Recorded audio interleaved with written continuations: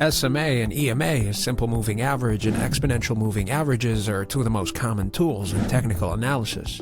And while they look similar on a chart, they behave very differently. A simple moving average, or SMA, calculates the average closing price over a set period, like 50 or 200 days. Slow, steady, smoothing out price action and giving a clear picture of the overall trend.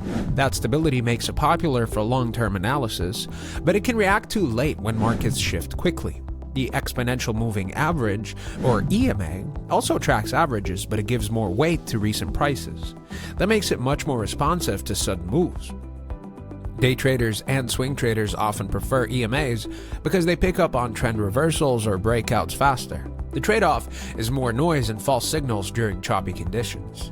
So which is better? The SMA is best for investors looking at the big picture, where false signals matter less than spotting the overall direction.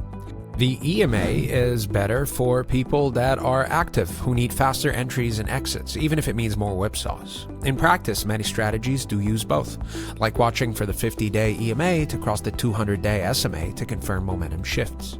Bottom line is, SMA gives you clarity and reliability, and EMA gives you speed and sensitivity. The right choice depends on how fast you do the trading. So, if you found this video helpful, give it a like. Don't forget to subscribe for more awesome content. Let us know in the comments below what you want to see from us next, and we'll catch you when we catch you.